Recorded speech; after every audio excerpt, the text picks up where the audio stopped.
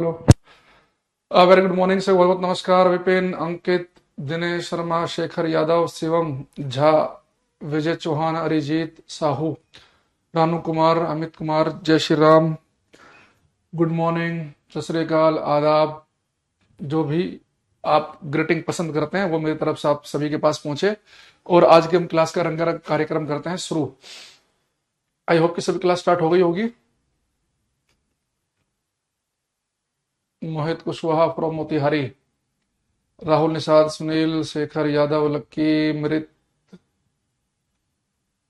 ताऊ, पता नहीं क्या लिखा था, पढ़ नहीं पाए हम। चलो यहाँ देखो। सबसे पहले हम यहाँ देखेंगे, कल की क्लास में मैंने आपको जाते समय बताया था कि स्नेल्स लॉ जो है ये हमने क्या पढ़ा है, sine I upon sine R is equal to N2 upon N1, है ना। या हम इस स्पीड की फॉर्म में लिख सकते हैं V1 अपॉन V2, या वेवलेंथ की फॉर्म में लिख सकते हैं λ1 अपॉन λ2।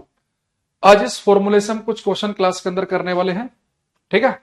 तो सर झांसी फेस्टिवल आ जाओ घूमने। झांसी फेस्टिवल्स, भाई झांसी बहुत दूर है यार। एक बार गया था मैं, हालत खराब हो गई थी।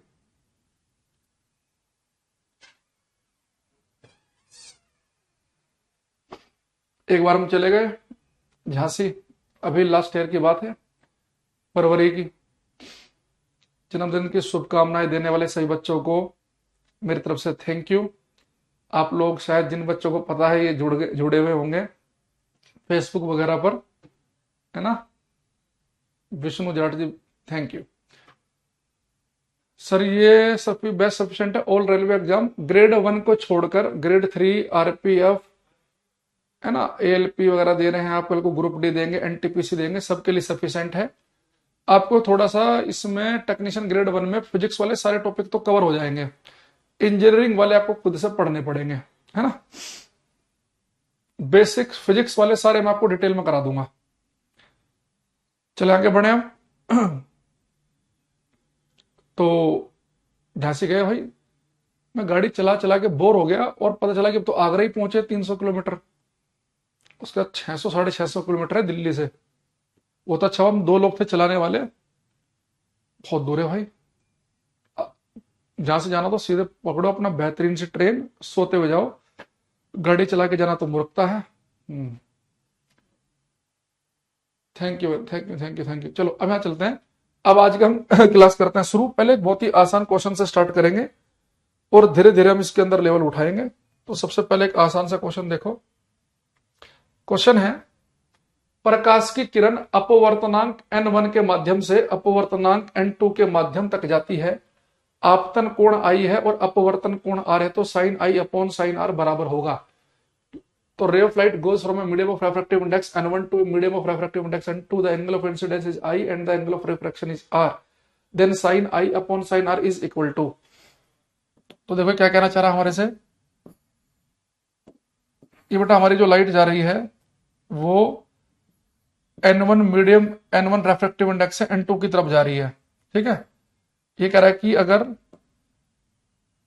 एंगल ऑफ इंसिडेंस, यानी ये कह रहा है हमारे से अगर आपतन कोण, आपतन कोण बेटा क्या होता है, जो इंसिडेंट रे नॉर्मल के साथ बनाती है। अगर आपतन कोण एंगल ऑफ इंसिडेंस आई हो, मान लो कि डेंसर मीडियम में जा रही है, ऐसे मैंने मान लिया, और ये एंगल ऑफ रिफ्रैक्शन अपवर्तन कोण आर हो, तो sine I upon sine R क्या होगा। आपको पता है भैया sine I upon sine R क्या होता है। अगर पहले मीडियम का रेफ्रेक्टिव इंडेक्स N1 है, दूसरे का N2 है, तो sine I upon sine R होता है N2 अपॉन N1, यानी कि डी करेक्ट आंसर।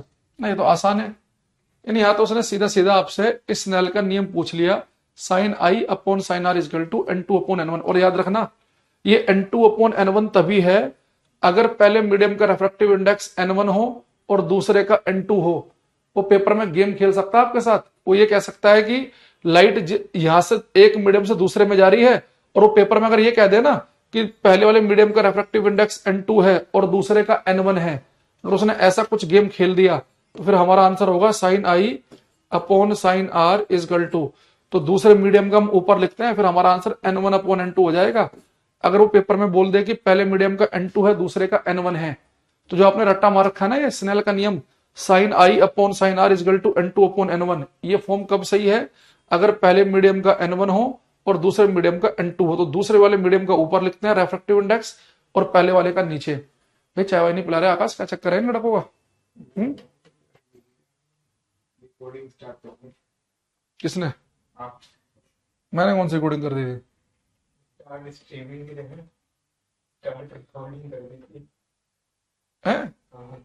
बट वो तो सिर्फ प्राइवेट उसमें चल रहा है ना, प्राइवेट दिख रहा है, ये इससे प्राइवेट चल रहा है, ये ऑफिस ट्रैफिक। अच्छा यहाँ गलती से बटन, एक काम भी ढंग का नहीं हो रहा हमारे से, है तो बच्चों हमारे कुछ ज्यादा खास फर्क है नहीं। ये क्वेश्चन नहीं कर पा रहे हम, क्लास नहीं चला पा रहे ढंग से। चलो अब इसमें हम एक क्वेश्चन करते हैं, ये करो। एक क्वेश्चन है, प्रकाश की किरण 60 डिग्री के कोण पर एक कांच की प्लेट से टकराती है और यदि परावर्तित और अपवर्तित किरण एक दूसरे के लंबवत हो तो कांच का अपवर्तनांक सूचकांक क्या है? ये क्वेश्चन आपको करना है। क्वेश्चन नंबर 1, आराम से पढ़ो इसे।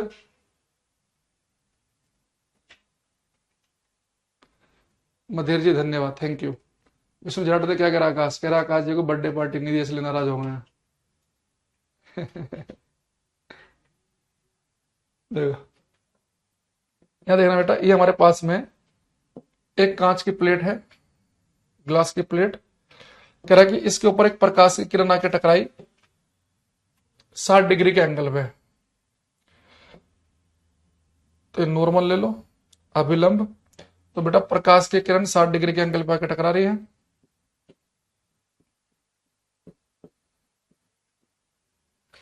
प्रकाश की किरण 60 डिग्री के कोण पर एक कांच की प्लेट से टकराती है यदि परावर्तित और अपवर्तित किरणें एक दूसरे के लंबवत हों। देखो परावर्तित किरण तो ये है, ये चली गई इसी तरफ, टकराने के बाद ये रिफ्लेक्टेड रे है परावर्तित किरण। और ये बेटा लाइट हमारी कहां से कहां जा रही है? ये एयर से जा रही है ग्लास में। तो ग्लास आपको पता है कि सघन माध्यम है, तो इसमें लाइट अंदर की तरफ को मुड़ जाएगी। ये हमारा क्या बन गया? ये रिफ्लेक्टेड रे, अपवर्तित किरण।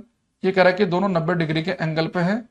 तो आपसे कह रहा है कि इस ग्लास का रिफ्रैक्टिव इंडेक्स, अपवर्तनांक बताइए। देखो बेटा एक प्रकाश की जो किरण आई, इसका कुछ हिस्सा परावर्तित हो गया, रिफ्लेक्ट हो गया, और कुछ अपवर्तित हो गया, दूसरे मीडियम में चला गया। कह रहा है कि जो परावर्तित किरण है और जो ये अपवर्तित किरण है, इन दोनों के बीच में अगर कोण 90 डिग्री का हो तो इस कांच का आपको रिफ्रैक्टिव इंडेक्स बताना है। तो बेटा देखो सबसे पहले आप ये समझो कि अगर लाइट रिफ्लेक्ट होगी, अगर प्रकाश परावर्तित होगा, तो बेटा जब लाइट रिफ्लेक्ट होती है, परावर्तित होती है, तो यहां पे एक बात समझेंगे बड़े ध्यान से कि रिफ्लेक्शन का नियम लगेगा। और रिफ्लेक्शन का नियम क्या कहता है कि लाइट जिस एंगल पर आएगी उसी एंगल पर जाएगी। अगर ये 60 डिग्री है तो ये भी कितना बनेगा? 60 ही बनेगा। दूसरा, अब मुझे एक चीज बताओ, ये एक लाइन देखो, डॉटेड लाइन देखो, यहाँ पे 60 डिग्री का एंगल है, ये 90 डिग्री है, तो 90 और 60 कितना हो गया? 150। और एक ही लाइन पर जितने एंगल बनते हैं उनका सम तो 180 होता है। यानी अगर ये 60 है, ये 90 है, तो 100% कितना एंगल बनेगा? 30 डिग्री का एंगल बनेगा। इस बात को सब बच्चे समझ पा रहे हैं कि नहीं समझ पा रहे हैं? कि हम सभी जानते हैं कि एक ही लाइन पर जो एंगल बनते हैं, एक ही लाइन पर जो एंगल बनते हैं, यहां देखना बेटा, अगर ये एंगल हमारा ए है, ये एंगल बी है और ये एंगल सी है, तो इन तीनों का सम 180 होगा। तो एंगल ए, एंगल बी और एंगल सी का सम कितना बनेगा? 180। तो ऐसे यहां पे देखना, इस डॉटेड लाइन को देखो, यहाँ पे एक 60 डिग्री का एंगल है, 90 है, तो कितना बन गया? 150। तो कितना बनेगा हमारे पास? 30। तो टोटल 180 हो जाएगा। बस अब मेरा काम हो गया। आई की वैल्यू पता, मुझे आर की पता है। तो जब भी बेटा लाइट रिफ्लेक्ट करती है तो रिफ्लेक्शन का नियम लगाते हैं, और जब लाइट दूसरे मीडियम में जाती है तो स्नेल का नियम लगाते हैं। तो स्नेल का नियम क्या है? Sine I upon sine R is equal to N2 upon N1। तो आई की वैल्यू दे रखी है 30 डिग्री, सॉरी आई की वैल्यू दे रखी है 60 डिग्री, आई 60 है, आर की वैल्यू हमने 30 निकाल ली। N2 क्या है बेटा? पहला मीडियम का रिफ्रैक्टिव इंडेक्स होता है N1, दूसरे का होता है N2। तो N2 किसका? ग्लास का। ग्लास का रिफ्रैक्टिव इंडेक्स हमें निकालना है। N1 है एयर का, एयर का न्यूमेरिकल में ले लेते हैं 1। तो साइन 60 की वैल्यू होती है √3/2 और 30 की होती है 1/2, 2 पहुंच जाएगा ऊपर, तो 2 से 2 कट गया, तो N2 की वैल्यू आ गई √3। यानी कि जो ग्लास है इसका रिफ्रैक्टिव इंडेक्स √3 आ जाएगा। तो इसका आंसर ए ऑप्शन सही है। ठीक। दूसरी चीज, अब इस क्वेश्चन को हम आगे से थोड़ा सा शॉर्टकट में करेंगे पेपर में। अब मैं आपको एक तरीका बताता हूं, इस क्वेश्चन को आप एक लाइन में कैसे करेंगे। ये तो मैंने आपको पूरा इसका कॉन्सेप्ट बता दिया, ठीक है।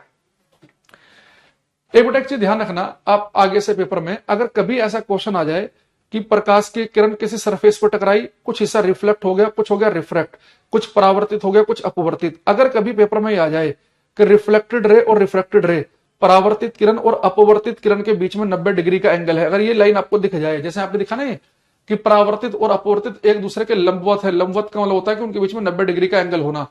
तो अगर कभी भी एक क्वेश्चन बने पेपर में कि परावर्तित और अपवर्तित किरण के बीच में 90 डिग्री का एंगल है, तो आप सीधे क्या करना, लाइट जिस सरफेस पे आके टकराई है ना, जैसे कांच की प्लेट पर टकराई है, तो आप उसका सीधे सीधे रेफ्रेक्टिव इंडेक्स निकाल सकते हैं। इसका फॉर्मूला हमारे पास में होता है, इसका अगर रेफ्रेक्टिव इंडेक्स में अगर एन बोल दूं तो फॉर्मूला होता है n = 10i। बस इतने से बात बन जाएगी, यानी कि आप जिस सरफेस पर लाइट आकर टकराएगी उसका रेफ्रेक्टिव इंडेक्स सीधे निकाल देना, n = 10i। बेटा यहाँ पे i का मतलब है लाइट किस एंगल पर टकराई है, 60 डिग्री पे, और 10 60 की वैल्यू आप सभी को पता है √3 होती है। तो इसका आंसर जो बनेगा वो सीधा आपको आ जाएगा √3। तो लेकिन ये जो फॉर्मूला है n = 10i, n क्या रेफ्रेक्टिव इंडेक्स है, तो जिस सरफेस पर लाइट आके टकराए और वो सरफेस जिस पर टकराने के बाद में परावर्तित और अपवर्तित किरण के बीच में 90 डिग्री का एंगल बने, ये एक दूसरे के लंबवत परपेंडिकुलर बने, तो उस मीडियम का रेफ्रेक्टिव इंडेक्स हम सीधे निकाल सकते हैं n = 10i से। तो i की वैल्यू 60 है तो 10 60 होता है √3, तो सीधा ही आपका आंसर आ गया। आप उससे भी कर सकते हैं। भैया निशांत भारद्वाज हर 2 मिनट में क्यों आगे खून पी रहे हो हमारे क्लास में तुम हैं, इसके लिए ना क्या फलाने के लिए ना, बात हो चुकी है क्लास में, टाइम से आया करो। चलती क्लास में अगली बार कमेंट दिखाना ऐसा फालतू बकवास वाला, क्लास से कराऊंगा ब्लॉक। यहाँ पे इतना सीरियस बात बता रहे कि कैसे इस क्वेश्चन को छोटा कर सकते हैं, क्या कर सकते हैं, तुम्हारा अलग ही कमेंट बॉक्स भरे बैठे हो तुम, क्लास में टाइम से आओगे नहीं, ये बात हो चुकी है क्लास में सारी। एक बार आ गया मूर्ख क्लास में, कुछ ना कुछ जो बताया जा रहा है उसका आंसर नहीं बताएंगे, बस इसके लिए ना फेंका फलाने के लिए ना फेंका, ये अपना टाइम पास करेंगे क्लास में आके। अब यहां पे एक बात समझो, मैं क्या बोल रहा हूं आपसे बार बार, कि अगर पेपर में आपको ये वाली लैंग्वेज दिख जाए कि प्रकाश से कुछ किरण परावर्तित हुई रिफ्लेक्ट हुई और कुछ हुई रिफ्लेक्ट अपवर्तित, और ये कह दे कि रिफ्लेक्टेड और रिफ्रैक्टेड रे के बीच का एंगल 90 डिग्री है, तो जिस सरफेस पर टकराने के बाद में परावर्तित और अपवर्तित के बीच का कोण 90 डिग्री बने, तो उसका अपवर्तनांक आप कैसे निकालेंगे, रेफ्रेक्टिव इंडेक्स को लिखते हैं n से, तो उसका रेफ्रेक्टिव इंडेक्स सीधा आएगा n = 10i। और यहाँ पे i का मतलब है कि प्रकाश की किरण कितने एंगल पर टकरा रही है, नॉर्मल से, तो यहाँ पे i की वैल्यू कितनी है, 60 डिग्री, तो 10 60 की वैल्यू होती है √3। तो एक तरीका तो ये है, एक मैंने आपको उसका डिटेल वाला तरीका बता ही दिया है। दूसरी चीज, एक भी बच्चे ने मेरे से ये नहीं पूछा कि सर ये बताओ कि जब यहाँ पे प्रकाश की जो किरण आकर टकरा रही है, प्रकाश की किरण 60 डिग्री के कोण पर एक कांच की प्लेट से टकराती है, तो आपको कैसे पता चला कि जो प्रकाश की जो किरण है ये कांच की प्लेट पर टकरा रही है 60 डिग्री के एंगल पे, तो हो सकता है कि 60 डिग्री का एंगल ये वाला दे रखा हो उसने पेपर में, कि जो प्रकाश की किरण है कांच की प्लेट के साथ में हो सकता है कि 60 डिग्री का एंगल बना रही हो। आपको कैसे पता चला कि 60 डिग्री का जो एंगल है प्रकाश की जो किरण है वो नॉर्मल अभिलंब के साथ ही बना रही है। अगर यहाँ पर उसने क्लियर नहीं कर रखा, या तो वो ऐसा लिखता है कि प्रकाश की किरण 60 डिग्री कोण बनाता है कांच की प्लेट के साथ में, उसकी सतह के साथ में। अब यहाँ पे उसने कहा कि कांच की प्लेट से 60 डिग्री के कोण पर टकराती है, तो 60 डिग्री कोण पर नॉर्मल से भी बना सकती है, इससे भी बना सकती है। तो मुझे पता था कि जब भी ये दोनों परपेंडिकुलर लंबवत होंगे तो रेफ्रेक्टिव इंडेक्स होता है 10i। अगर मैं मान लेता कि प्रकाश की किरण जो है ये यहाँ पे 60 डिग्री का एंगल बना रही है, तो i की वैल्यू होती है 30, तो 10 30 की वैल्यू जो होती है 1/√3 होती है, तो 1/√3 किसी ऑप्शन में दे ही नहीं रखा। यानी एक्चुअल में यहाँ पे जो 60 डिग्री का एंगल दे रखा है वो यही दे रखा है कि जो प्रकाश की किरण नॉर्मल अभिलंब से बना रही है, ये दे रखा है 60 डिग्री, क्योंकि मुझे पता है कि जब दोनों परपेंडिकुलर होते हैं तो सीधे रेफ्रेक्टिव इंडेक्स निकल के आता है 10i से। अगर यहाँ पे i की वैल्यू 60 डिग्री है तो 10 60 होता है √3, वो ऑप्शन में मेरा काम हो गया। तो यहाँ पे उसने ऐसा हमें कुछ क्लियर दे नहीं रखा कि अभिलंब के साथ में 60 डिग्री का कोण बन रहा है या कांच की सतह के साथ में 60 डिग्री का कोण बन रहा है। अगर क्लियर ना दे रखा हो तो फिर मैं यही मान के चलूंगा कि वो एंगल नॉर्मल अभिलंब के साथ में बन रहा है, यानी कि वो i की वैल्यू डायरेक्ट दे रखी है।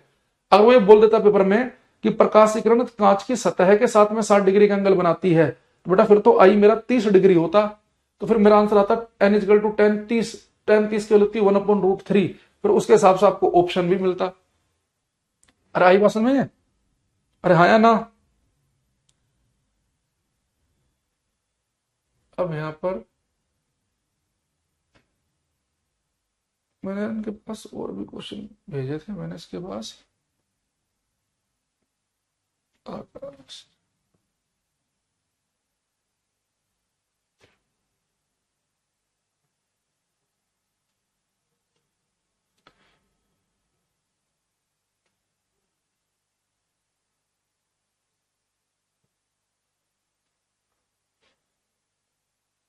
बाकी बच्चे तब तक ये क्वेश्चन करो। अगर पेपर में क्वेश्चन आ जाए, एक क्वेश्चन यहाँ पे देखना। अरे क्या हो गया, हैंग हो गया क्या? देखो, एक बेटा क्वेश्चन मेरा आपसे ये है कि एक प्रकाश की जो किरण है, ये आपतित किरण जो है, ध्यान समझेंगे, ये इंसिडेंट रे है, ये नॉर्मल है, और ये प्रकाश की जो किरण है यहाँ पे बेटा ये 45 डिग्री के एंगल पर टकरा रही है, और यहाँ पे जो अंदर एंगल बन रहा है ये बन रहा है 30 डिग्री का। ये रिफ्रैक्टेड रे है, अपवर्तित किरण है। तो आपसे पूछ रहा है पेपर में, अगर ये प्रकाश की किरण एयर से किसी मीडियम में, किसी माध्यम में जा रही है, एयर से किसी मीडियम में जा रही है, तो आपको इस मीडियम का रेफ्रेक्टिव इंडेक्स, इसका अपवर्तनांक बताना है। तो आपको क्या बताना है? माध्यम का अपवर्तनांक। Find refractive index of medium, माध्यम का अपवर्तनांक ज्ञात कीजिए। तो प्रकाश की किरण एयर से किसी माध्यम में जा रही है, और जिस माध्यम में जा रही है उसका आपको रेफ्रेक्टिव इंडेक्स, उसका अपवर्तनांक निकालना है। ठीक है, और आपको पता है कि बेटा इंसिडेंट रे नॉर्मल के साथ एंगल दे रखा है, यानी कि सीधे आई की वैल्यू दे रखी है आपको 45। रिफ्रैक्टेड रे नॉर्मल के साथ एंगल बना रही है, तो जो नॉर्मल के साथ एंगल बन रहा है यानी कि सीधे आपको आर की वैल्यू दे रखी है। तो आपको इस बात का ध्यान रखना है कि जब कभी भी ऐसा हो पेपर में कि जब भी लाइट आपको एक से दूसरे मीडियम में जाती हुई दिखे, तो बस सीधे आपको दिमाग में आना चाहिए कि लाइट ने मीडियम चेंज किया, यानी कि 101% इस स्नेल का नियम लगेगा ही लगेगा, यानी sine I upon sine R is equal to N2 upon N1 लगना ही लगना है। तो इसे अप्लाई करके आंसर निकाल लो, जब भी लाइट मीडियम चेंज करेगी, है ना। हाँ, अगर यहाँ पे लाइट ऐसा होता कि कुछ लाइट रिफ्लेक्ट भी कर रही होती, परावर्तित भी कर रही होती, और उस परावर्तित और अपवर्तित के बीच का 90 डिग्री एंगल होता, तो फिर तो हम इस मीडियम का रेफ्रेक्टिव इंडेक्स सीधे निकाल लेते। 10 आई से आई की वैल्यू 45 पुट करते तो 1/√2 आ जाता, फिर तो हम कर लेते। पर यहाँ पे हमने ऐसा कुछ नहीं दे रखा उसने, बस यहाँ पे केवल ये दे रखा है आपको डायग्राम, और उससे आपसे पूछा कि मीडियम का रेफ्रेक्टिव इंडेक्स। तो आई की वैल्यू सीधे सीधे दे रखी है 45 डिग्री, आर की वैल्यू दे रखी है बेटा आपको 30 डिग्री, N2 होता है दूसरे मीडियम का रेफ्रेक्टिव इंडेक्स। तो दूसरा मीडियम जो है उसका निकालना है। पहला एयर का न्यूमेरिकल में लेते हैं 1, तो 45 की वैल्यू होती है 1/√2, 30 की होती है 1/2, 2 पहुंच जाएगा ऊपर, N2 आ गया, √2 से 2 को कट करेंगे तो √2 मेरा आंसर आ जाएगा। तो जिस बच्चे का √2 आंसर आया उसका एकदम बिल्कुल बढ़िया आंसर है। जैसे कि मधीर, शेखर यादव, संतोष, रवि कुमार, इनके मुझे लास्ट में कुछ कमेंट दिख रहे हैं, बिल्कुल सही है। ये आपसे बेटा वो √2 की वैल्यू भी लिख सकता है 1.414, ये भी लिखा मिल सकता है। तो जो भी आपको ऑप्शन मिलेगा उसके अकॉर्डिंग आप क्वेश्चन कर लेंगे। ठीक है, अभी धीरे धीरे हम इसमें बहुत सारे क्वेश्चन करने वाले हैं। एक क्वेश्चन जो है, पहले मैं चाहूंगा इनमें से कौन से वाला कराएं आप, ये करो, ये करना। सर मीडियम सघन से विरल होता तब, तो जिसका देते एक का किसी का रेफ्रेक्टिव इंडेक्स देता, दूसरे का पूछ लेता। ये बच्चा कह रहा है अगर मीडियम सघन से विरल होता, चलो इसकी भी इच्छाओं की पूर्ति करते हैं हम। देखो, मान लो एक पहले वाला क्वेश्चन देखेंगे। मान लो कि लाइट जो है किसी मीडियम से एयर में लाइट जा रही है ना, किसी मीडियम से लाइट जा रही है एयर में।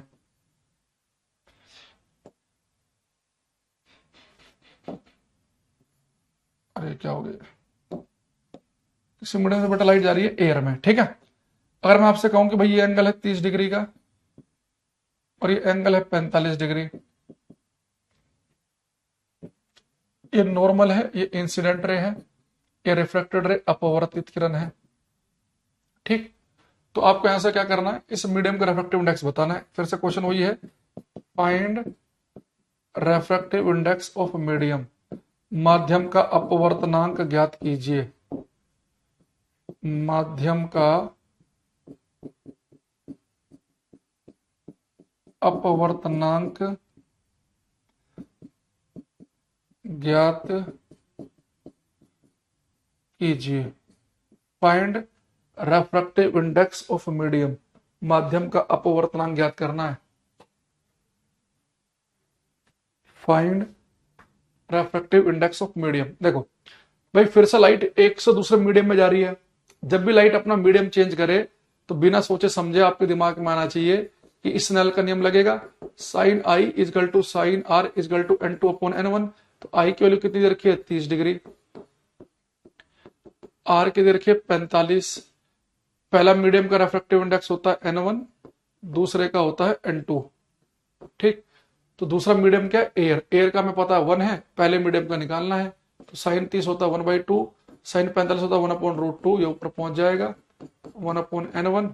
ठीक है, तो n√2 N1 की वैल्यू आ जाएगी 2 के बराबर, तो N1 हो जाएगा 2/√2।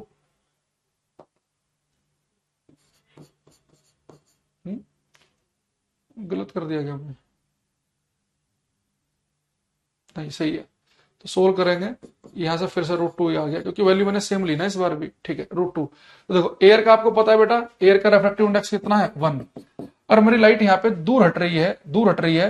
भाई ये 30 है 45, अगर लाइट दूर हट रही है यानी कि पहले वाला सघन माध्यम रहा होगा, यानी इसका रेफ्रेक्टिव इंडेक्स 1 से ज्यादा आना चाहिए, और अंडर √2 1 से ज्यादा ही तो आ रहा है, यानी कि बिल्कुल सही कर रहे हैं हम, कोई दिक्कत नहीं है, सही चल रहा है।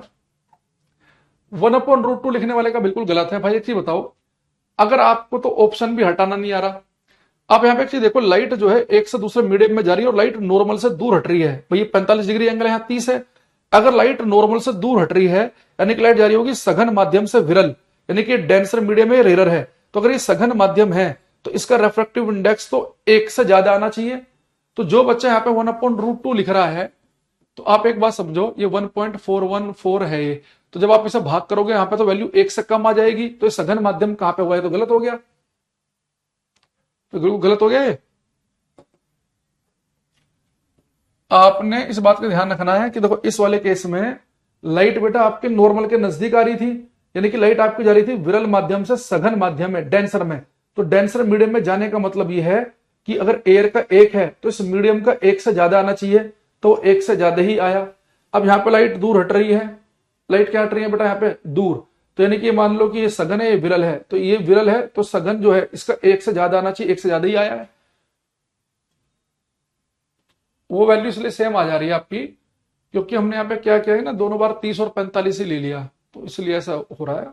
ठीक है, चलो अब मैं आपसे क्वेश्चन पूछ रहा था, एक काम करते हैं हम थोड़ा सा चेंज कर देते हैं चलो क्वेश्चन को, क्योंकि दोनों जगह सेम वैल्यू ले ली ना, उससे थोड़ा सा कंफ्यूजन हो सकता है।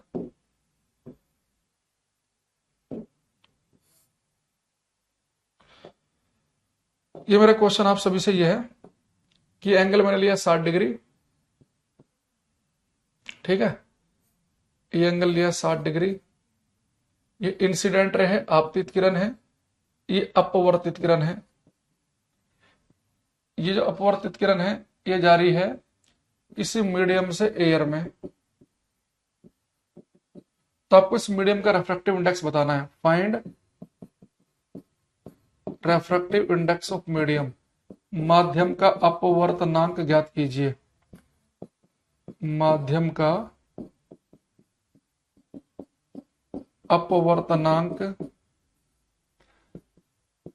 ज्ञात कीजिए। ये करो, योग्य इस बार समझना भाई, समझ में आ जाएगा। ठीक है, करना ट्राई सब बच्चे से।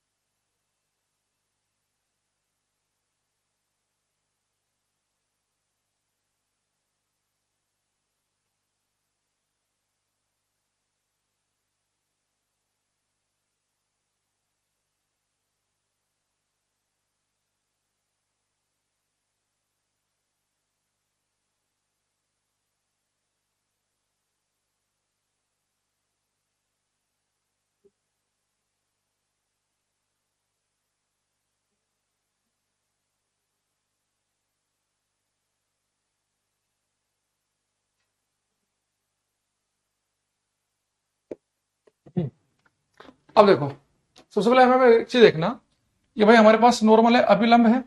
बेटा यहाँ पे आपको जो इंसिडेंट रे जो है ना, ये सरफेस से बना रही है 60 डिग्री का एंगल। तो अब यहाँ पे एक बात समझना बड़े ध्यान से, तो ये नॉर्मल के साथ में एंगल बनेगा 30 डिग्री, क्योंकि जो इंसिडेंट रे नॉर्मल के साथ में एंगल बनाती है ना, वो होता है ना आई। तो यहाँ पे जो आई की वैल्यू है वो 30 डिग्री की है, और आर की वैल्यू कितनी है, रिफ्लेक्टेड रे नॉर्मल से एंगल बना रखा है, तो ये तो सही दे रखा है उसने। और हमें पता है कि जब भी लाइट अपना मीडियम चेंज करेगी, अपना माध्यम चेंज करेगी, ठीक है, तो हमारे पास में क्या है कि sine I upon sine R is equal to N2 upon N1 लगाएंगे। भाई जब भी लाइट अपना मीडियम चेंज करेगी, है ना, तो हमारे पास लगेगा स्नेल नियम, sine I upon sine R is equal to N2 upon N1। तो आई की वैल्यू कितनी है, 30 डिग्री, आर की वैल्यू बेटा कितनी है, 60, N1 पहला मीडियम, N2 दूसरा। तो दूसरा मीडियम है एयर, एयर का तो हमें पता 1 होता है, N1 निकालना है। तो साइन 30 की वैल्यू है 1/2, साइन 60 के होते हैं √3/2, 1 अपॉन N1, ये 2 से 2 कट गया, तो N1 की वैल्यू आ गई √3। बहुत सारे बच्चों का आया भी है, सही है, 1.732 आंसर आ जाएगा, यानी कि √3। अच्छा, दूसरा एक बात और समझना आप यहाँ पे, कि अगर ये लाइट नॉर्मल से अभिलंब से दूर हट रही है, यानी कि लाइट सघन से विरल माध्यम में जा रही होगी, अगर इसका एयर का 1 है तो इस मीडियम का 1 से ज्यादा आना चाहिए, और 1 से ज्यादा ही वैल्यू आई है ना। तो जिन बच्चों का आंसर आया उनका बिल्कुल ठीक है। तो जिसका √3 आया उसका एकदम बिल्कुल ठीक आंसर है। बाकी ऐसे क्वेश्चन में बहुत सारे कर लिए हैं, आई होप कि अब आप समझने लग गए होंगे कि जैसे ही आपको लाइट एक से दूसरे मीडियम में जाती हुई दिखे, सीधे फॉर्मूला लगाएंगे, sine I upon sine R is equal to N2 upon N1, ये आपको लगाना है। दूसरी बात आपको क्या ध्यान रखनी है कि भैया ये आई और आर आपको सही दे भी रखे हैं कि नहीं दे रखे हैं। हमें देखना है कि इंसिडेंट रे ने अगर नॉर्मल के साथ में एंगल बनाया, वो एंगल होता है आई। यहाँ पे इंसिडेंट रे सरफेस के साथ में एंगल बना रही है, वो आई नहीं है, ये तो 60 है, तो आई की वैल्यू कितनी बनेगी, 30 डिग्री। दूसरा हमें पता है कि जो आर है, इसकी वैल्यू कितनी बेटा हमारे पास में सीधी दे रखी है, रिफ्लेक्टेड रे नॉर्मल के साथ बना रही आर दे रखा है, तो सोल्व करके निकाल लेंगे। ठीक है, चलो अब आते हैं यहां पर। एक क्वेश्चन में आपको दे रहा था मैं पहले, ये आपको करना इसे। सब बच्चे ट्राई करेंगे इस क्वेश्चन को, ट्राई करो इसे।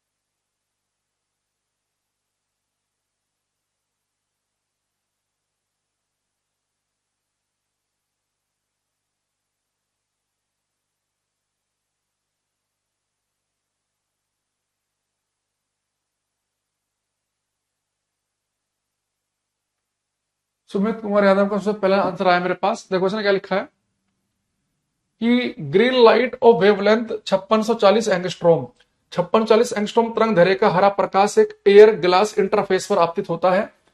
यदि कांच का अपवर्तनांक 1.5 है तो कांच में प्रकाश की तरंग दैर्घ्य क्या होगी। देखो यहां बड़े ध्यान समझना बात को, ये हमारे पास में इधर बेटा एयर है, एयर, ये है ग्लास। तो कह रहा है कि 5640 तरंग दैर्घ्य का हरा प्रकाश एक एयर ग्लास इंटरफेस पर आपतित होता है। यदि कांच का अपवर्तनांक 1.5 है तो कांच में प्रकाश की तरंग दैर्घ्य क्या होगी। देखो ये बेटा मेरे पास जो जहां से लाइट चलेगी, पहला मीडियम, ये दूसरा मीडियम। तो पहले मीडियम का अपवर्तनांक N1, दूसरे का हम लेते हैं N2। पहले मीडियम में वेवलेंथ λ1, दूसरे मीडियम में वेवलेंथ कितनी, λ2। ठीक, अब मुझे बताओ जब भी लाइट एक से दूसरे मीडियम में जाएगी तो स्नेल का नियम तो लगेगा ही लगेगा, sine I upon sine R is equal to N2 upon N1। लेकिन उसने क्या कर रखा है कि उसने हमें एयर में वेवलेंथ दे रखी है कि जो हवा में तरंग दैर्घ्य 5640 है और कांच में आपको तरंग दैर्घ्य निकालनी है।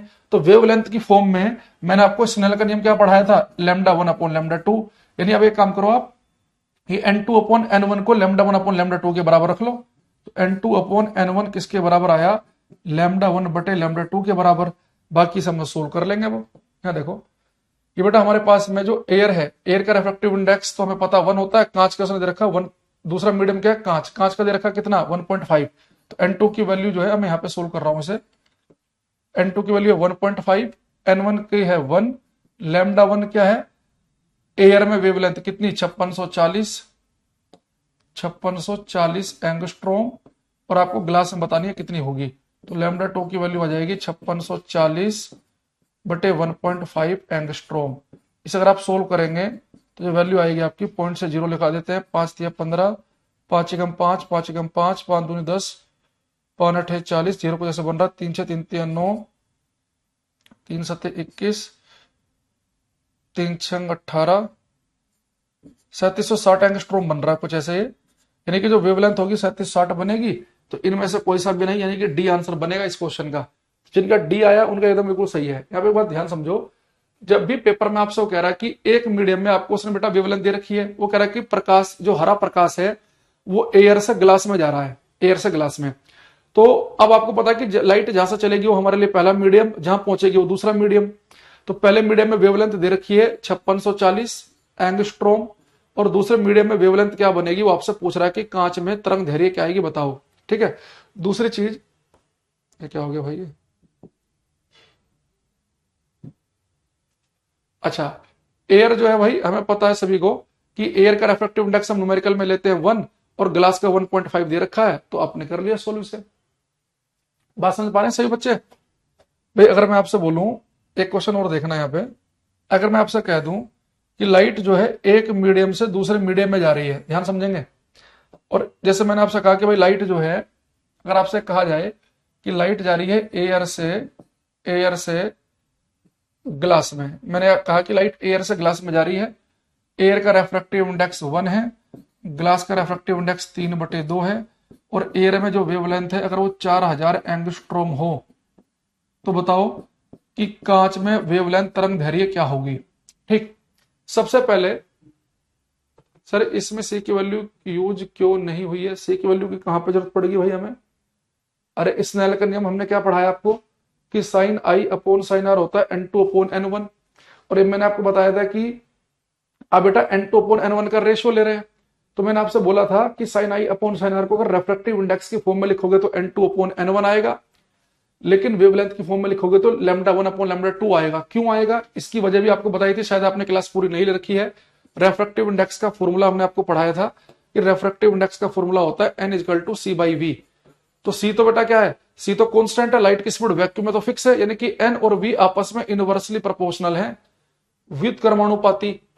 यानी कि अगर आपने n2 लिखा है ऊपर, तो मैंने कहा था कि v2 आएगा नीचे, और अगर आपने जैसे मैंने कहा था कि अगर आप यहाँ पे n2 अपॉन n1 निकालना चाह रहे हैं, n2 अपॉन n1, तो मैंने बोला था कि अगर n2 ऊपर है तो v2 नीचे आएगा, n1 नीचे है तो v1 आएगा ऊपर, यानी कि n2 अपॉन n1 को आप v1 अपॉन v2 लिख सकते हैं, और v = होता है f लैम्डा। तो फ्रीक्वेंसी तो बदलती नहीं मीडियम चेंज करने से, तो f और लैम्डा एक ही लाइन में है, तो जो v1 अपॉन v2 का रेशियो आएगा वही लैम्डा 1 अपॉन लैम्डा 2 का रेशियो आएगा। ये सारा कुछ बता रखा है आपको। तो स्नेल का नियम जो है sine I upon sine R होता है n2 अपॉन n1, इसी n2 अपॉन n1 को आप v1 अपॉन v2 भी लिख सकते हो, लैम्डा 1 अपॉन लैम्डा 2 भी। अब यहां देखो दूसरा जो मीडियम है ग्लास, उसमें उसका रिफ्रैक्टिव इंडेक्स दे रखा है 1.5, एयर का 1 हमें पता ही है, और लैम्डा 1 दे रखा है 5640, और लैम्डा 2 निकालना था। सेम ये चीज यहां पर भी है। अच्छा दूसरा एक बात समझना, कई बार हो सकता है कि आपको सोल्व करने की जरूरत पड़े ही ना। आप एक बार समझो, लाइट आपकी जा रही है बेटा एयर से डेंसर मीडियम में, हवा से जा रही है कांच में। तो डेंसर मीडियम में क्या होता है कि लाइट की स्पीड कम हो जाती है। भाई डेंसर मीडियम सघन माध्यम का मतलब यह है कि जिसका रेफ्रैक्टिव इंडेक्स अपवर्तनांक ज्यादा है वो सघन माध्यम है, उसमें स्पीड हो जाती है कम। अगर स्पीड कम हो जाएगी तो v = f लैम्डा से अगर स्पीड कम हो जाएगी लाइट की, तो उसकी वेवलेंथ भी कम होगी, क्योंकि फ्रीक्वेंसी आवृत्ति तो बदलती ही नहीं है। यानी कि जब लाइट मेरी एयर से ग्लास में जाएगी तो यहां पर उसकी जो वेवलेंथ आएगी, जो तरंग दैर्घ्य आएगी, वो 4000 एंगस्ट्रोम से कम आनी चाहिए, 4000 से कम। तो हम 4 ऑप्शन देखेंगे, जो ऑप्शन 4000 से कम होगा वो हमारा ठीक है। भाई एक बात समझो, मैंने कहा कि लाइट एक से दूसरे मीडियम में गई, अगर लाइट डेंसर मीडियम में गई, सघन माध्यम में गई, तो डेंसर मीडियम का मतलब होता है जिसका रेफ्रैक्टिव इंडेक्स अपवर्तनांक ज्यादा हो। तो इसका रेफ्रैक्टिव इंडेक्स अपवर्तनांक ज्यादा होगा, वो हमारा डेंसर मीडियम सघन माध्यम बनेगा। और डेंसर मीडियम में लाइट की स्पीड होती है कम, और आपको पता है कि भाई v equal to F lambda है। भाई v इक्वल टू क्या होता है, एफ लैम्डा। तो अगर लाइट एक से दूसरे मीडियम में जा रही है, अगर दूसरा मीडियम जो है अगर वो सघन माध्यम हो, तो सघन माध्यम में लाइट की स्पीड कम होती है, तो उसकी वेवलेंथ भी तो कम आएगी, यानी कि मेरा आंसर 4000 से कम आना चाहिए। तो बाकी आप यहां पे देख लो भाई, जब भी लाइट अपना मीडियम चेंज करे तो सीधे आप स्नेल का नियम लगाओ, sine I upon sine R is equal to n2 upon n1। लेकिन हमें चाहिए एक मीडियम में वेवलेंथ दे रखी है, दूसरा में निकालना है, तो n2 अपॉन n1 को ही हम लैम्डा 1 अपॉन लैम्डा 2 भी लिख सकते हैं। अब यहाँ पे हमारे पास आई आर तो नहीं है, तो हम क्या करेंगे, इस n2 अपॉन n1 को किसके बराबर रख देंगे, लैम्डा 1 अपॉन लैम्डा 2 के बराबर रख देंगे। तो n2 कितना है, ग्लास का रिफ्रैक्टिव इंडेक्स है 3/2 यानी कि 1.5, n1 दे रखा एयर का 1, लैम्डा 1 कितना है 4000, और लैम्डा 2 आपको निकालना है, ये 4000 एंगस्ट्रोम है, तो फाइनल आंसर भी एंगस्ट्रोम में ही आएगा। तो लैम्डा 2 कितना है 4000 बटे 1.5 एंगस्ट्रोम। इसे आप सोल्व कर लेना, पॉइंट हटेगा तो ऊपर 10 आ गया, 5 दूनी 10, 5 10 5 15, 3 से करेंगे तो 3 3 3 6 3 3 9 1333.33 आएगा। तो इसे सोल्व करेंगे आप कितना आएगा 2666.66 कुछ करके आंसर आ जाएगा आपका, है ना। अरे बात समझ में आई कि नहीं आई अभी ये? अगर आपको एक मीडियम में लाइट की वेवलेंथ दे रखी है, दूसरे मीडियम में वेवलेंथ निकालनी है, और आप सभी ये बात बिल्कुल अच्छी तरीके से जानते हैं कि जब लाइट मीडियम चेंज करती है तो फ्रीक्वेंसी आवृत्ति नहीं बदलती, बाकी सब कुछ बदल जाता है, यानी कि वेवलेंथ बदलेगी। अब आप ये देखो कि अगर एयर में वेवलेंथ 4000 है, तो इस ग्लास में 4000 से कम वाले ऑप्शन पर टिक लगाऊं कि ज्यादा वाले पर? 4000 पर तो लगाना ही नहीं है, क्योंकि वेवलेंथ तो बदलती है। तो हमें पता है कि जब भी लाइट भाई विरल माध्यम से सघन माध्यम में जाएगी, तो सघन माध्यम का मतलब होता है कि जहां पर लाइट की स्पीड कम हो जाए। अगर सघन माध्यम में लाइट की स्पीड कम हो जाएगी डेंसर में, तो उसकी वेवलेंथ भी कम होगी, क्योंकि फ्रीक्वेंसी तो बदलती ही नहीं है। तो यहां पर आंसर हमारा ये आ गया, ठीक है। एक क्वेश्चन देखो ऐसे ही है, जो मैं आपको बोल रहा हूं बार बार उसी से जुड़ा हुआ क्वेश्चन है ये, कि जब एक रंग का प्रकाश निर्वात से किसी पदार्थ में जाता है, इसके विपरीत प्रकाश पुंज की निम्नलिखित में से कौन सी विशेषता नहीं बदलती है? तो मोनोक्रोमेटिक लाइट का मतलब होता है जिसका एक ही रंग हो, एक ही रंग का प्रकाश हो, तो वो प्रकाश निर्वात से मेटेरियल में जाए या मेटेरियल से निर्वात में जाए, तो हमें पता है कि उसकी फ्रीक्वेंसी आवृत्ति नहीं बदलती है, उसकी वेवलेंथ अभी हमने देखा बदल जाती है। पिछले वाले क्वेश्चन हमने चेक किया कितनी आई, यहाँ पे थी 5640 और वहां पे सोल्व किया तो 3760 ही आई, तो यानी कि उसकी वेवलेंथ बदलेगी, इंटेंसिटी बदल जाती है। मैंने बताया था सारी की सारी लाइट दूसरे मीडियम में नहीं जाएगी, थोड़ी बहुत परावर्तित भी होती है, इंटेंसिटी बदलती है, और वेग तो बदलेगा ही, सघन माध्यम में कम हो जाएगा, विरल में ज्यादा, तो सब कुछ बदल जाएगा ये। अब आपको क्वेश्चन करना है ये वाला, करो ये, सब बच्चे ट्राई करेंगे इस क्वेश्चन को।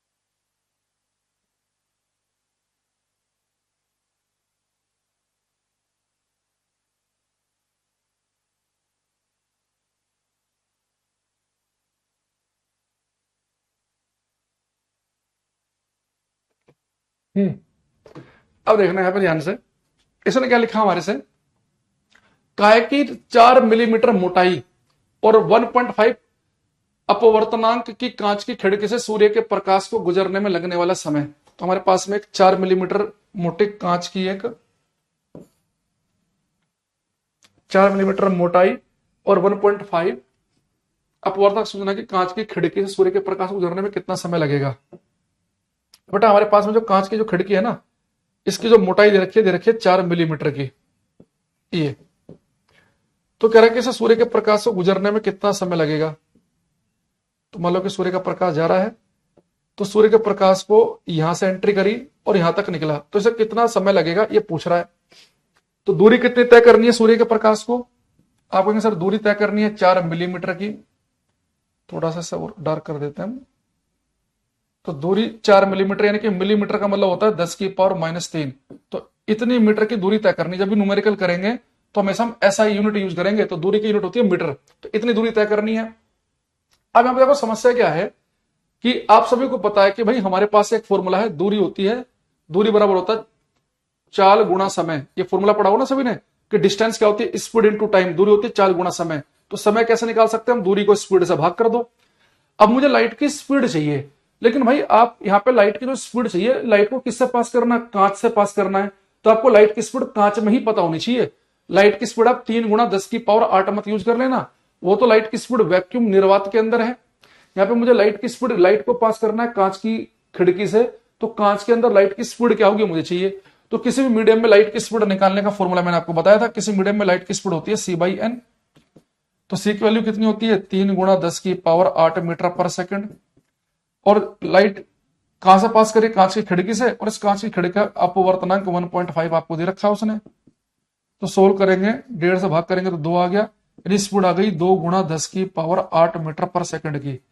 तो मेरे पास में जो खिड़की पास करनी है उसकी लंबाई भी पता चल गई, और इसमें लाइट की स्पीड पता चल गई 2 × 10⁸ मीटर/सेकंड। अब टाइम निकालना है, तो टाइम का फॉर्मूला वहां पे लिखा ही है। समय क्या होता है, दूरी बटे चाल, डिस्टेंस अपॉन स्पीड।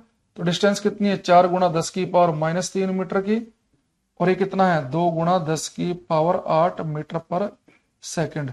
तो 2 दूनी 4 हो गया, कि 10⁸ जगह ऊपर हो गया माइनस का, तो 2 × 10⁻⁻11 सेकंड आंसर आ जाएगा आप सभी का।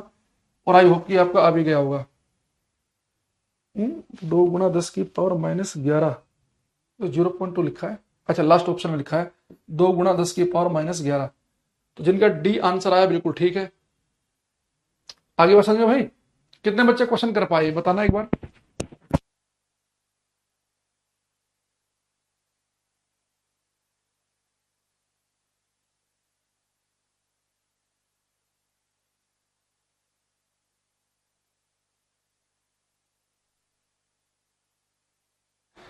Hello Jack, hello 1 2 3 hello. अरे भाई आपके कमेंट आने हो गए थे बंद, लेकिन अरे कमेंट का क्या हुआ, और वो भी हट गया, और माइक वाला ऑन है कि नहीं है वो वाला भी तो लगा देकर सामने। हम्म, दिक्कत ये ना, पता नहीं चल रहा भैया। इसी पर मेरा हाँ, मैंने बंद कर दिया।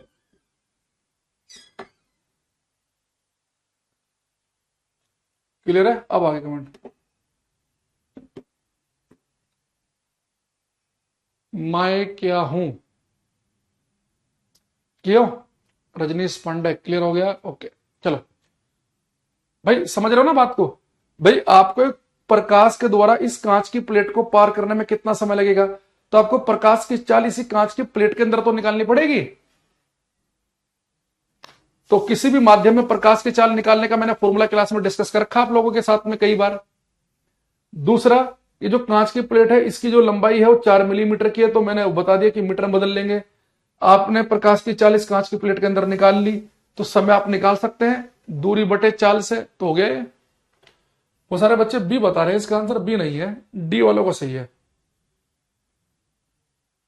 एक ही करना, पिछले क्वेश्चन से जुड़ा हुआ ही है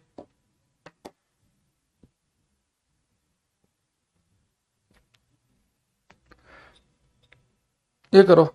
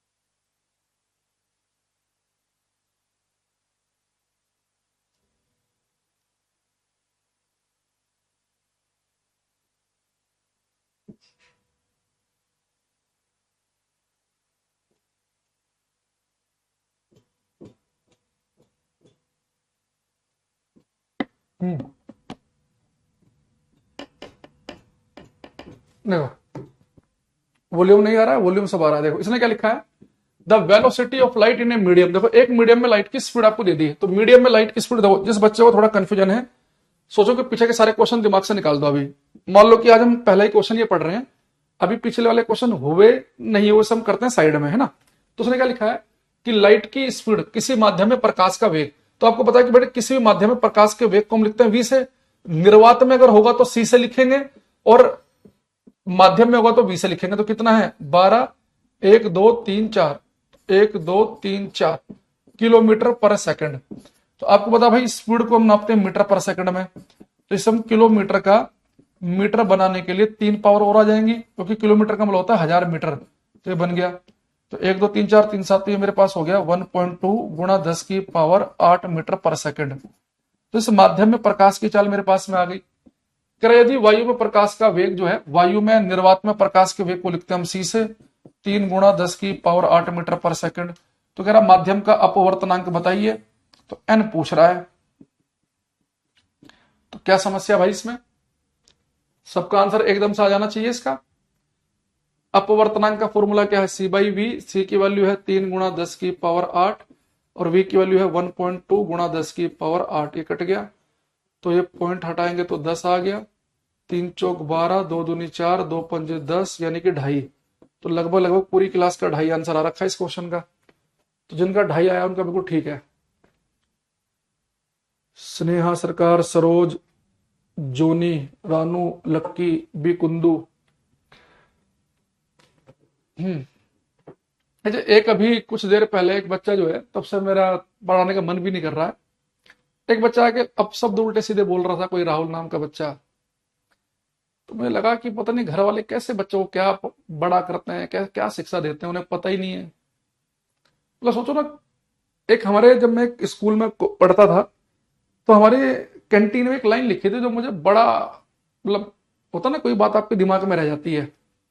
तो उसमें लिखा था कि आपके आचार विचार आपको ही नहीं, आपके खानदान को भी प्रदर्शित करते हैं। तो जो ऐसे बच्चे होते हैं, आदमी ने उनके खानदान का भी आइडिया लगाना शुरू कर देता है कि वो कैसे परिवार से होंगे, जिन्हें कुछ पता ही नहीं है, कुछ भी अपशब्द उल्टा सीधा लिख रहे हैं कमेंट में। तो भाई आप कि जब कल को नौकरी भी लग जाए ना, और आप किसी दूसरे शहर में जाओ, आप देखो खुद एक आइडेंटिटी नहीं है। आप किसी दूसरे शहर में जाओगे, अगर आप कुछ गलत काम करोगे, लोग पता क्या सोचेंगे, भाई उस शहर के तो लोग ही ऐसे होते होंगे, उस राज्य के तो लोग ही ऐसे हैं। लोग कहते हैं थोड़ी देर में कि दिल्ली वाले ऐसे होते हैं, बिहार कैसे होते हैं, यूपी कैसे होते हैं, हरियाणा कैसे होते हैं। यानी जब आप अकेले नहीं हो, आपकी एक आइडेंटिटी जो है आपके स्टेट को, आपके खानदान को, आपके परिवार को, आपके शहर को रिप्रेजेंट कर रही है। तो कुछ लोग ऐसे आते हैं, मुझे कई बार लगता है कि उनके ऊपर कि घर वालों की कितनी गंदी परवरिश रही होगी। मतलब बस बच्चे पैदा कर दिए, उन्हें मतलब ही नहीं है वो क्या समाज में क्या किस तरीके से बिहेव कर रहे हैं। ऐसे ऐसे मूर्ख आता है कई बार क्लास में, हमें लगता है पता नहीं भाई क्या बोले ऐसे बच्चों को। ऐसे घर वाले ऐसे बच्चे, बड़े कुंभ नहीं चल रहा, घर में गाली गलौज करते होंगे, बाप माँ को गाली दे रहा है, माँ बाप को दे रही है, यही चलता होगा। एक एक करना भाई। यहाँ पे क्वेश्चन इसमें कहा उसने, यदि लैम्डा और लैम्डा एम क्रमशः मुक्त स्थान का मतलब होता है बेटा निर्वात। ये मुक्त स्थान का मतलब होता है, फ्री स्पेस का मतलब होता है निर्वात। ये थोड़ा ज्यादा ही खतरनाक उन्होंने गूगल ट्रांसलेशन मार दिया। फ्री स्पेस इंग्लिश में शब्द यूज होता है, हिंदी में हम इसे बोलते हैं निर्वात। तो लैम्डा और लैम्डा क्रमशः निर्वात और माध्यम में तरंग धैर्य है। माध्यम का अपवर्तक सूचकांक म्यू है। देखो मैंने कहा था कि आपको भाई रेफ्रेक्टिव इंडेक्स अपवर्तनांक के लिए एन का भी यूज करते हैं और म्यू का भी, तो उसने म्यू का यूज किया पेपर में, द्वारा निरूपित किया जाता है। तो इसका मान क्या होता है, क्वेश्चन को ध्यान से पढ़ो, करने की कोशिश करो।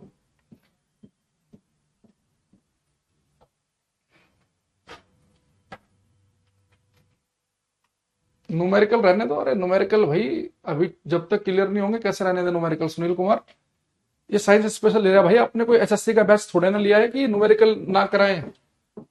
साइंस स्पेशल इसमें नहीं न्यूमेरिकल होंगे, फिर कहां पढ़ोगे न्यूमेरिकल। ये कह रहा है देखो, यदि लैम्डा और लैम्डा एम क्रमशः निर्वात और माध्यम में तरंग धैर्य है, माध्यम का अपवर्तनांक अगर म्यू है, तो इस म्यू का मान क्या होगा। देखो ये बेटा हमारे पास में, थोड़ा ध्यान समझना, ये वैक्यूम है, निर्वात है, मुक्त स्थान जिसे लिख रहा है हिंदी में वो, और ये क्या है कोई माध्यम है मीडियम। तो कह रहा हमारे से भाई ये वैक्यूम जो है पहला मीडियम और ये दूसरा है। ये कह रहा है कि अब यहाँ पे एक बार समझना बात को, मैंने आपको बार बार क्या बताया कि जब भी लाइट एक से दूसरे मीडियम में जाए, जैसे यहाँ पे वैक्यूम से किसी माध्यम में लाइट जा रही है, तो जहां से लाइट चलेगी वो हमारा पहला मीडियम होगा। तो पहला मीडियम का रिफ्रैक्टिव इंडेक्स को N1 से लिखेंगे, दूसरे को लिखेंगे N2 से। तो वैक्यूम का रिफ्रैक्टिव इंडेक्स तो आपको पता ही है, वैक्यूम का और एयर का होता है 1, और यहाँ पे मीडियम का दे रखा है म्यू। पहले मीडियम में जो वेवलेंथ है वो दे रखी है लैम्डा मुक्त स्थान में, और इसमें वेवलेंथ दे रखी है कितनी आपको, लैम्डा m के बराबर। तो इस म्यू की वैल्यू पूछ रहा है। तो मैंने आपको बताया था कि जब भी लाइट एक से दूसरे मीडियम में जाए तो sine I upon sine R क्या होता है, N2 अपॉन N1 के बराबर। वेवलेंथ की बात करेगा तो N2 अपॉन N1 को लैम्डा 1 अपॉन लैम्डा 2 के बराबर आप लिख सकते हैं। अब यहां पर आ जाओ सब बच्चे, यहां पर तो N2 upon N1 is equal to lambda 1 upon lambda 2। आप आगे से सीधा ये भी रट्टा मार सकते हैं कि जब भी आपसे पेपर में एक मीडियम में वेवलेंथ दी हो और दूसरे मीडियम में वेवलेंथ पूछ रहा हो, एक माध्यम में तरंग धैर्य है, दूसरे में अगर वो पूछ रहा हो, तो आपको सीधा याद कर लेना, यानी फॉर्मूला लगेगा N2 upon N1 is equal to lambda 1 upon lambda 2।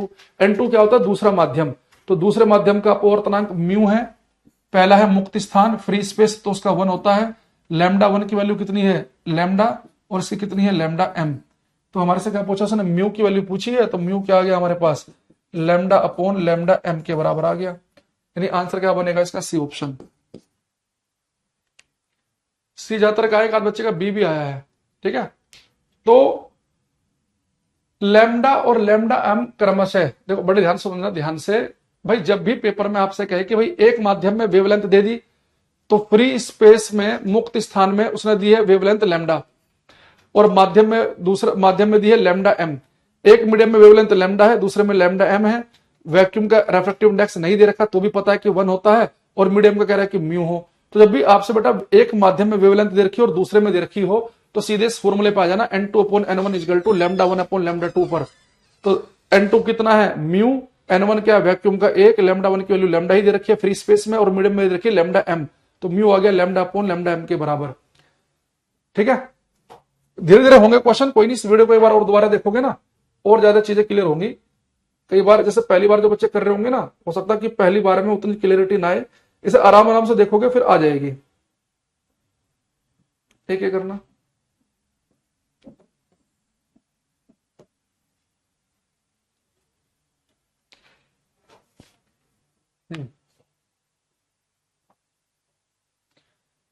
ऐसा क्वेश्चन मैंने आपको पहले करा रखा है, बस ये केवल चेक करने के लिए कि कहीं आप भूल तो नहीं गए हो।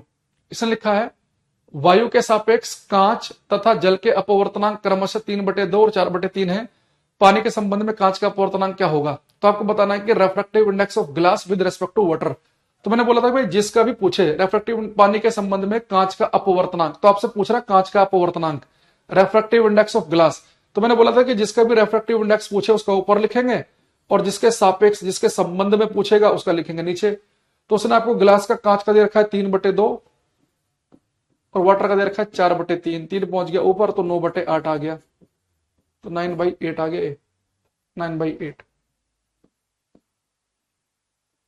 ठीक है। अच्छा बेटा यही चीज जो मैंने यहां पे लिखी है कि कांच का अपवर्तनांक जल के संबंध में बताइए, कांच का अपवर्तनांक जल के संबंध में, तो उसे एक लिखने का सिंबल भी होता है। आप इस चीज को ऐसे भी लिख सकते हैं, भाई आपसे रिफ्रैक्टिव इंडेक्स किसका पूछा, ग्लास का, जिसका पूछ रहा है उसका लिखेंगे पीछे, और जिसके रेस्पेक्ट में पूछता है ना उसे यहाँ पे ऊपर लिख देते हैं ऐसे। तो इस चीज को हम ऐसे भी लिखते हैं कि अगर मेरे से कभी कह दे पेपर में कि भाई आपको डायमंड का रिफ्रैक्टिव इंडेक्स बताना है पानी के रेस्पेक्ट में, तो डायमंड का बताना है तो डायमंड यहां लिखते हैं, और किसके संबंध में बताना है, पानी के, तो इसे यहां पे लिख देते हैं। ये नोटेशन होती है लिखने की। तो ग्लास का रिफ्रैक्टिव इंडेक्स बताना है वाटर के संबंध में, तो इसे ऐसे लिखा जाता है। और सोल्व कैसे करते हैं, जिसका रिफ्रैक्टिव इंडेक्स पूछे उसे ऊपर लिखते हैं, जिसके संबंध में पूछे उसे लिखते हैं नीचे। तो सोल्व करते समय ऐसे लिखेंगे, अगर इसका नोटेशन लिखना चाहो तो आप ऐसे लिख सकते हो। ठीक है, ये देखना, जैसे यहाँ पे क्वेश्चन है कि किन्हीं दो माध्यमों में प्रकाश किरणों के रिवर्सिबिलिटी का पालन करते हैं। बेटा यहाँ पे देखना, पहला ऑप्शन देखो ये सही है हमारा। यहाँ पे कैसे, यहाँ पे लिखा है यहाँ पे 1n2 इंटू 2n1। तो भी मैंने बताया आपको कि भाई जिसका भी रिफ्रैक्टिव इंडेक्स पूछेगा, जैसे यहाँ पे अभी मैंने कहा था ना, इस चीज को मैंने ऐसे लिखा था ना कि ग्लास का रिफ्रैक्टिव इंडेक्स वाटर के रेस्पेक्ट में, तो जिसका पूछेगा उसे ऊपर, जिसके रेस्पेक्ट में पूछेगा उसे नीचे। तो इसी चीज को क्या मैं ऐसे लिख सकता हूं क्या, N2/N1 लिख सकता हूं इस चीज को, और इसे क्या लिख सकता हूं, N1/N2। तो N2 से N2 कट गया, N1 से N1 कट गया, यानी कि 1N2 इंटू 2N1 की वैल्यू कितनी होगी, 1 के बराबर। इसका मतलब ये हो गया ये। दूसरा, इस चीज को आप ऐसे भी समझ सकते हैं, इस बात को ऐसे भी समझो, अगर मैं आपसे कह दूं कि भाई ग्लास का रेफ्रैक्टिव इंडेक्स वाटर के सापेक्ष, वाटर के रेस्पेक्ट में, तो आप कहेंगे सर ग्लास का रेफ्रैक्टिव इंडेक्स निकालना है वाटर के रेस्पेक्ट में, तो ग्लास का होता है 1.5 या 3/2 लिख लो न्यूमेरिकल करते समय, 3/2, और इसका होता है 4/3। तो अभी हमने आपको बताया 9/8, 9/8। तो अगर मैं उल्टा पूछ लूं कि ग्लास का पूछा, इस बार पूछ लूं मैं वाटर का रेफ्रैक्टिव इंडेक्स, वाटर का रेफ्रैक्टिव इंडेक्स ग्लास के सापेक्ष, कांच के सापेक्ष, तो देखो आप इसका ठीक उल्टा कर सकते हैं। अगर आपको कांच का पता है पानी के सापेक्ष, तो कांच का पानी के सापेक्ष अगर 9/8 है, तो पानी का कांच के सापेक्ष सीधा लिख सकते हैं आप, 8/9 आएगा, 8/9। तो वही चीज यहां पर भी है। इस चीज को अगर आप इसके नीचे लेके जाएंगे तो 1 आ जाएगा, तो अगर इसका 9/8 है तो उसका 8/9 आएगा। तो वही चीज बता रहा है ये भी हमें, ठीक है। तो ग्लास का रेफ्रैक्टिव इंडेक्स वाटर के सापेक्ष अगर आपको पता है 9/8 है, तो उसको उल्टा कर दो, तो ग्लास का वाटर के सापेक्ष 9/8 है, तो वाटर का ग्लास के रेस्पेक्ट में 8/9 आएगा, ठीक इसका उल्टा आएगा। यानी कि मैं ऐसा कह सकता हूं कि जैसे मैंने यहां पे लिखा, ये रेफ्रैक्टिव इंडेक्स किसका, ग्लास का, किसके रेस्पेक्ट में, वाटर के, तो यहां पे इसमें ऐसे लिख सकता हूं कि 1 वाटर का ग्लास के रेस्पेक्ट में, क्योंकि देखो यहां पे 9/8 है, तो इसका आएगा 8/9, तो फिर 9 पर पहुंच जाएगा, फिर से वही 9/8 इधर भी हो जाएगा, 9/8 इधर भी हो जाएगा। आई होप कि शायद थोड़ा कंफ्यूज हो गए होंगे। चलो इसे काम करते हैं, बस ये वाले पॉइंट को याद रखना कि अगर आपको कांच का जल के सापेक्ष पता है 9/8 है, अगर उल्टा कर देंगे तो पानी का कांच के सापेक्ष बताओ, तो ठीक इसको उल्टा कर देना, 8/9 हो जाएगा, बस ये ध्यान रखना, ठीक है। और आप चाहो तो ये छोटा सा याद रख सकते हो कि 1N2 इंटू 2N1 होता है 1 के बराबर, ठीक है। ये बीच में अगर कंफ्यूज ना करे आपको तो, ठीक है। इसमें से अब हमारे पास में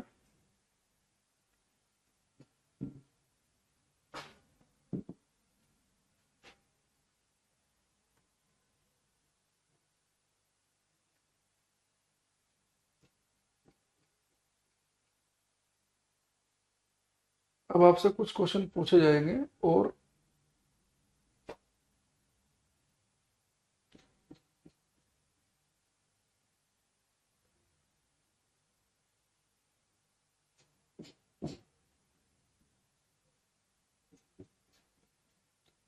ये क्वेश्चन जो है बेटा, ये आपके पेपर में आया हुआ है, रेलवे के लास्ट ईयर ये क्वेश्चन आपको करना है। मैं थोड़ा सा साफ साफ के सामने लिख देता हूं।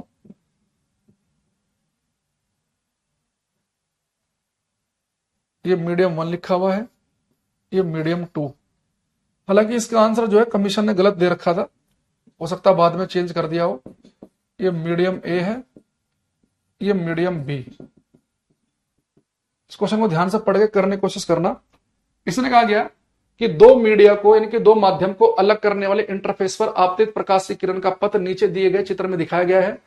माध्यम बी के संबंध में माध्यम ए का अपवर्तनांक ज्ञात कीजिए। तो आपको बेटा रेफ्रैक्टिव इंडेक्स निकालना है of medium A with respect to medium B, माध्यम बी के संबंध में माध्यम ए का अपवर्तनांक। तो बेटा देखो आपको अपवर्तनांक निकालना किसका है, माध्यम ए का। तो मैंने कहा था कि जिसका अपवर्तनांक निकालना हो उसका ऊपर लिखते हैं, और जिसके संबंध में निकालते हैं उसका लिखते हैं नीचे। यानी कि आपको NA/NB की वैल्यू निकालनी है भाई, माध्यम ए का अपवर्तनांक निकालना बी के सापेक्ष, ठीक। और आप सभी को पता है कि जब भी लाइट एक से दूसरे मीडियम में जाती है तो बेटा हमारे पास होता है स्नेल का नियम, sin I/sin R is equal to N2/N1। तो यहां पे जो बेटा पहला मीडियम क्या है, मीडियम ए, तो इसका रेफ्रैक्टिव इंडेक्स मैं लिख रहा हूं NA, और दूसरा मीडियम जो है वो है मीडियम बी, इसका लिख रहा हूं NB। तो मैं यहां पे से लिख सकता हूं ऐसे NB/NA के बराबर, ठीक। तो I की वैल्यू कितनी दे रखी है मुझे यहाँ पे 45 डिग्री, और R की वैल्यू कितनी दे रखी है मुझे इसने क्वेश्चन में 30 डिग्री, हो जाएगा NB/NA। तो साइन 45 की वैल्यू है 1/√2, साइन 30 की 1/2, तो हो गया NB/NA के बराबर।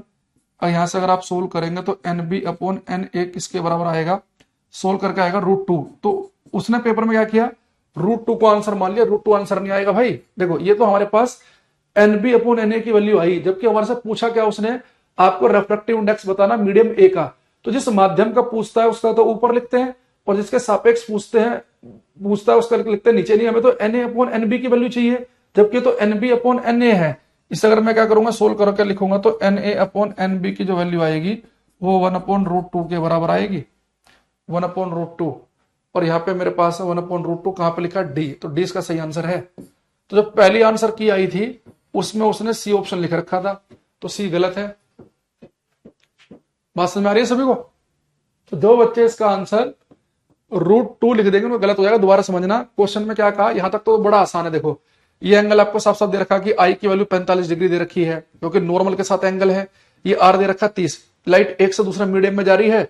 आपको पता कि स्नेल का नियम तो लगेगा ही लगेगा, sine I upon sine R equal to N2/N1। पर उसने आपसे पूछा कि आपको अपवर्तनांक बताना माध्यम ए का, और किसके रेस्पेक्ट में, बी के। तो जिस माध्यम का रेफ्रेक्टिव इंडेक्स पूछता है उसका ऊपर लिखते हैं, जिसके सापेक्ष पूछता है उसका नीचे लिखते हैं। यानी कि मुझे यहां पे वैल्यू चाहिए थी NA/NB की, क्योंकि रेफ्रेक्टिव इंडेक्स मीडियम ए का पूछा बी के सापेक्ष। तो मैंने क्या बोला आपसे कि स्नेल का नियम होता है sine I upon sine R equal to N2/N1। तो पहला मीडियम ए है तो उसका रेफ्रेक्टिव इंडेक्स मैंने NA बोल दिया, दूसरा मीडियम बी है तो उसका रेफ्रेक्टिव इंडेक्स बोल दिया मैंने NB। तो यहाँ पे हो गया NB/NA। जब मैं सोल्व कर रहा था तो मेरे पास NB/NA की वैल्यू निकल के आई, ठीक है। और इसी चीज को मैं थोड़ा सा अगर और दोबारा से लिख देता हूं, साफ सा, हो सकता है कि ये थोड़ा मोटा हो गया मार्कर, समझ में ना रहा हो आपके, मैं दोबारा लिख देता हूं इस चीज को। Sine I upon sine R होता है N2/NA के बराबर, तो हो गया NB/NA के बराबर, ठीक है। तो आई की वैल्यू कितनी है 45 डिग्री, आर की वैल्यू कितनी है 30 डिग्री, NB यानी कि दूसरा NB/NA ये कितना है 45, 1/√2, यह 30, 1/2 NB/NA से कट करेंगे तो NB/NA की जो वैल्यू आएगी वो √2 के बराबर आएगी। पलट के लिख देंगे NA/NB, तो 1/√2 आ जाएगा। अब समझ में आया कि नहीं आया सभी को? अगर किसी ने ऑप्शन नंबर सी लगाया होगा तो उसे नंबर मिल गए होंगे, लेकिन जब वो आंसर की करेक्ट कर रहे थे ना, तो फिर बाद में जब फाइनल आंसर की है उसमें उन्होंने, अगर बच्चों ने चैलेंज किया होगा ना तो डी को आंसर मान लिया होगा, तो सी वालों को गलत हो जाएगा। फिर जब कोई भी जब आंसर की आती है ना उसका तो उसे चैलेंज करने का भी तो आता है ना, कि मान लो कि जैसे आपने बिल्कुल सही कॉन्सेप्ट किया, आपने डी लगा के आए, और कोई बच्चा क्या करा, उसने केवल NB/NA √2 निकाल के उसने सी लगा दिया, कमीशन ने सी मान लिया। फिर आप उसे चैलेंज करोगे तो फिर फाइनल आंसर की में डी को आंसर मान लेंगे, सी वालों को नंबर नहीं मिलेंगे, डी वालों को मिल जाएंगे। फिर तो ऐसे समझ रहे हैं बात को? इसके अलावा इसमें इस तरह का कोई और है क्वेश्चन क्या? जो स्नेल का जो नियम है ना, इसमें रेलवे वाले जिस पेपर में ऑप्टिक्स पूछता है, जैसे रेलवे ग्रुप डी में ऑप्टिक्स पूछता है, जैसे आपसे एलपी में टेक्नीशियन, एलपी में CBT 1 में पूछेगा, ये टेक्नीशियन वाले में तो पूछेगा ही पूछेगा, ग्रेड 3 वाले में, है ना। ग्रेड 1 में तो नहीं है ऑप्टिक्स सिलेबस में, खैर वो बात अलग है। तो जिसमें भी सिलेबस में है उसमें रेलवे वाले ये रेफ्रेक्टिव इंडेक्स से क्वेश्चन पूछते हैं। तो आपको इसे ढंग से समझना है। आपको पहले समझो कि हमें स्नेल का नियम लगाना कब है। हम स्नेल का नियम तब लगाएंगे जब लाइट हमारी एक से दूसरे मीडियम में जारी होगी, तो हम चुपचाप sine I upon sine R equal to N2/N1 लगा लेंगे। बच्चों के साथ दिक्कत क्या होती है, वो समझ नहीं पाते कि N2 क्या है और N1 क्या है। भैया N1 है पहले माध्यम का अपवर्तनांक और N2 है दूसरे माध्यम का अपवर्तनांक, यानी दूसरे मीडियम का जो रेफ्रेक्टिव इंडेक्स है उसे ऊपर लिखेंगे और पहले वाले को लिखेंगे नीचे, ठीक है। तो दूसरी चीज मैंने क्या बोला आपसे कि आप पहले देखो कि आपसे पूछ क्या रहा है और आपसे निकल के क्या है। इस क्वेश्चन को दोबारा आज की क्लास आप कम से कम 1 से 2 बार और जरूर देखना, फिर आपको क्लियरिटी आ जाएगी, ठीक है। तो आज की क्लास में सर, आज की क्लास शाम धर रही, शाम मुझे लगा कि कह रहा है कि जी कुछ और लिखना चाह रहा है। तो आज के लिए हम इतना ही रखते हैं, बाकी हम मिलेंगे नेक्स्ट क्लास में, यानी कि कल की क्लास में। सब भाई पढ़ के आना, कल की क्लास अगर पढ़ के नहीं आओगे दिक्कत होगी, क्योंकि जब मैं इसके बाद आपको पढ़ाऊंगा टोटल इंटरनल रिफ्लेक्शन, पूर्ण आंतरिक परावर्तन पढ़ाऊंगा, तो उसमें क्रिटिकल एंगल क्रांतिक कोण के बारे में पढ़ेंगे। उसके जब न्यूमेरिकल करेंगे ना, तो स्नेल का नियम ही लगाया जाएगा वहां पे। अगर आपको स्नेल का नियम लगाना नहीं आ रहा होगा ना, तो फिर आप क्रिटिकल एंगल के क्वेश्चन भी नहीं कर पाओगे। ठीक है, तो उसे पढ़ के आना जरूर। तो आज के लिए इतना ही रखते हैं। Thank you, bye, take care everybody, bye everyone.